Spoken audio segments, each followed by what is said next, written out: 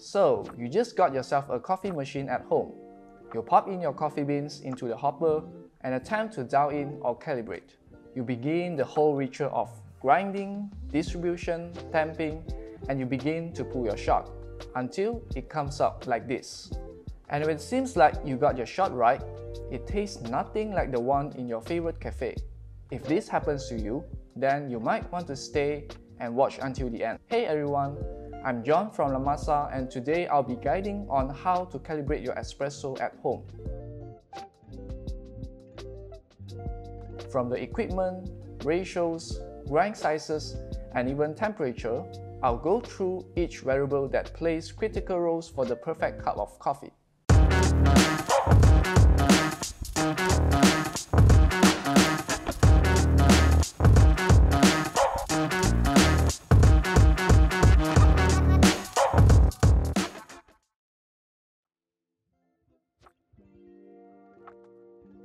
Obviously, you will need a coffee machine and a good coffee grinder. What we have today is the Lamazoko Linea Micra with the Fiorenzato all ground. You would of course need a tamping mat, tamper, and a coffee scale. These aren't compulsory, but you would benefit from having a WDT such as the Pasado Comb Crusher or the Autocomb. Last but not least, a bag of good coffee beans.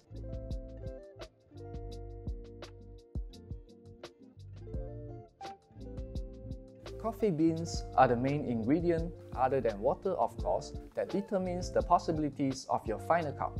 Let's talk about the freshness of the coffee beans. You don't want to brew coffee with a bag that's been sitting for a whole year. You might not even want to consider a coffee that's just been roasted this morning, as it might taste different tomorrow. Super fresh beans can still be inconsistent since it's still releasing gas. Ideally, you should start using the beans after it's roasted for about 1 week or so, once it is more stable. Lighter roast beans can benefit from longer resting time too. The three main roast levels are light, medium, and dark. Darker roast tends to be less dense, more soluble, and bold. Lighter roast on the other hand is more dense, preserves more flavor compounds, but it can be a bit harder to extract.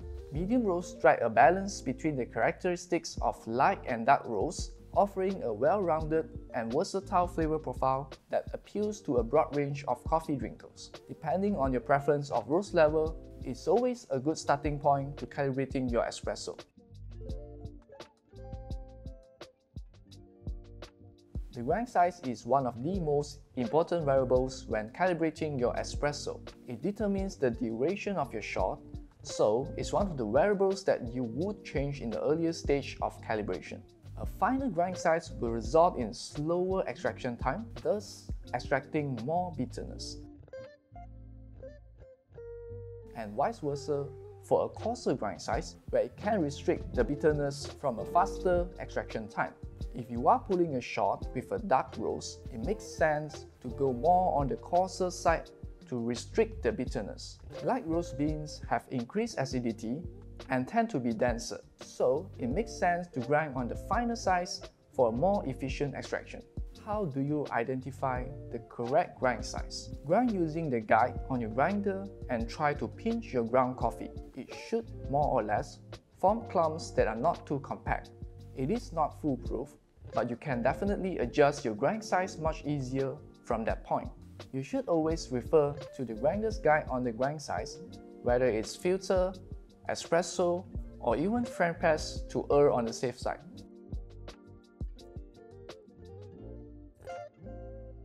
Next variable will be time. Time is a reflection of the extraction rate and is correlated to your grind size as previously mentioned.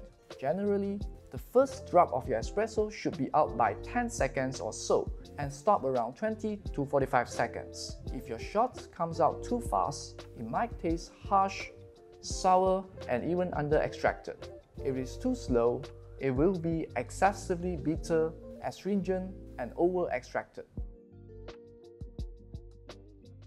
To fix this, you should go for a finer grind size if your shot is too fast.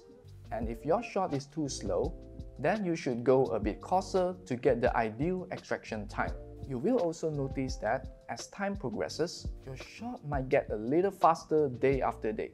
You may go a little finer to readjust your calibration to get the right timing again. Consistency in extraction time is crucial for producing consistent espresso shots batch after batch. Calibrating extraction time ensures that each shot is brewed to the same specifications, resulting in a uniform flavor profile and quality across all servings.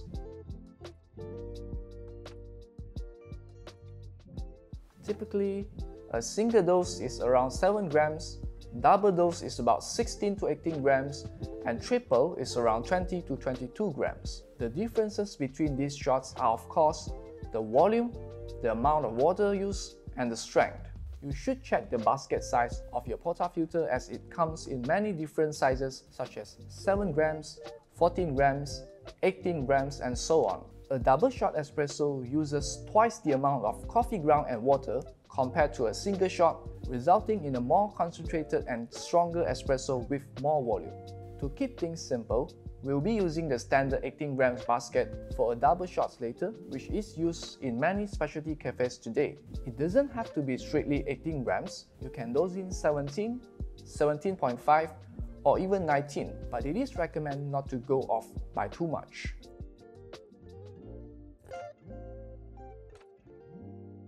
In espresso brewing, ratios refer to the relationship between the amount of coffee grounds used and the volume of liquid espresso extracted. For example, if you grind 18 grams of coffee and get 18 ml of espresso out, that is a 1:1 ratio, also known as ristretto, which means restrict in Italian. If it is 18 grams in and 36 ml out, that is what we call a 1:2 ratio or just espresso. Then there's lungo, a 1:3 ratio that is the opposite of ristretto and uses more water than espresso to produce a larger volume of liquid. Ristretto is quite popular these days and it is a more concentrated version of espresso that produces a thicker, sweeter, and more intense flavor. Lungo is often preferred by those who enjoy a milder and more diluted coffee taste as it uses a lot more water.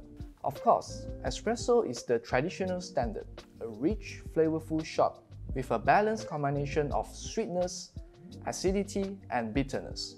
Based on these outcomes, you should determine which ratio you would prefer, and of course, you may also check with the roaster on the recommended brewing ratio for the beans.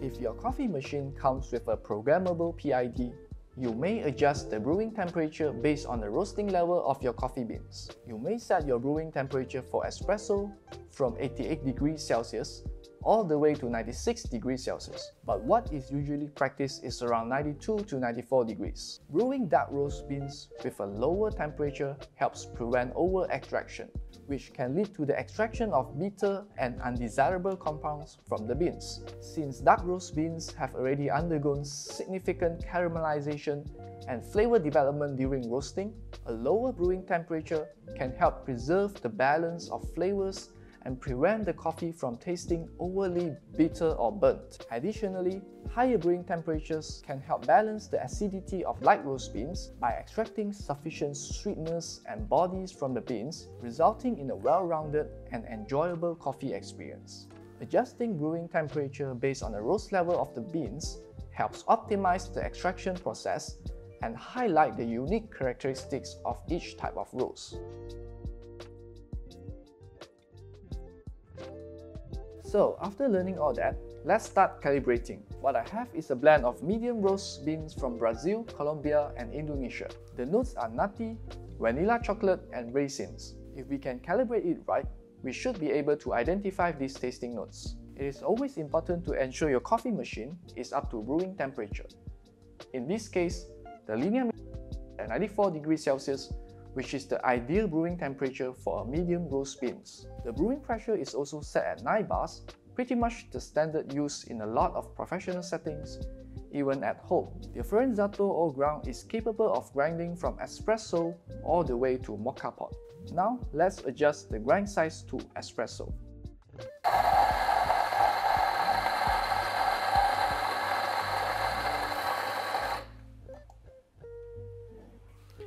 Looks like the grind size is a bit too coarse from my observation, but let's see what's happened when we attempt to pull an espresso from this.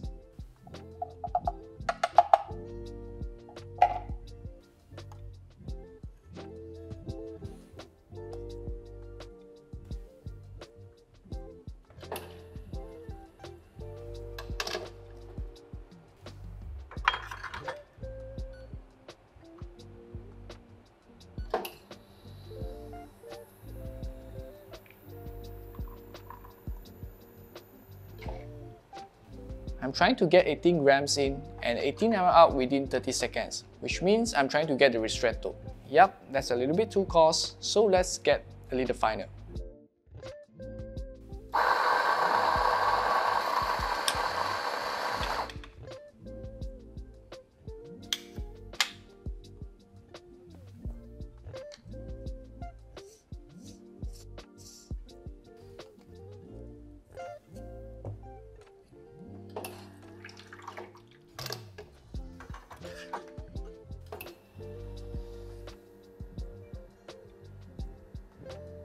This looks promising. I got 18 in and 18 out in 28 seconds, but what does it taste like? It's a bit too sour, so let's go another notch finer to reduce the extraction time and get more sweetness.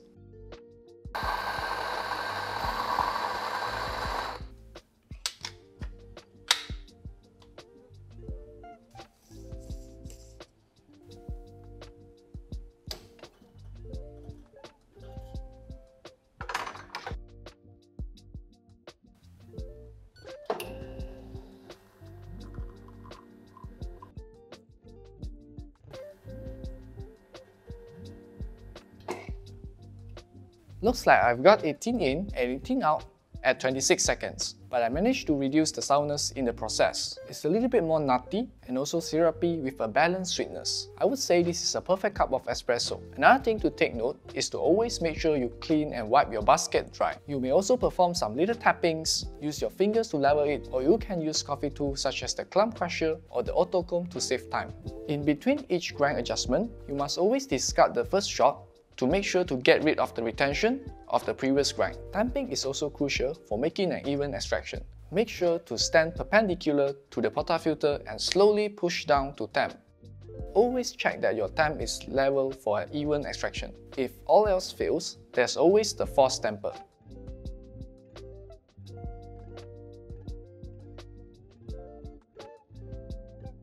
It doesn't matter if it's your first attempt or your 100th attempt, we all could use a little refresh on how to get your espresso the way you want it to. What you want is not only the balance between the sweetness, the bitterness and sourness, but also how the espresso is intended to taste based on the tasting notes provided by the roaster. And most importantly, the unique preference of your own taste buds.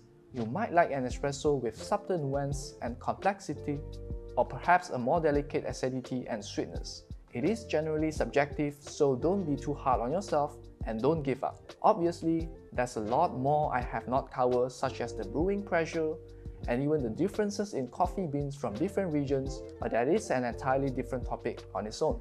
If you are still confused about calibration, worry not. Take your time and go through the steps mentioned one by one until you get it right. You might waste a lot of coffee beans in the process, but trust the process. Or you can just go attend a local coffee class and save yourself some coffee beans. And that's it for today's video. You can find the link to the coffee equipment in the video provided in the description below, or you can just visit our showroom. Feel free to leave any questions in the comment section below if you have any inquiries. Don't forget to like, share and subscribe. Thank you for watching and supporting this video, and I'll see you in the next one.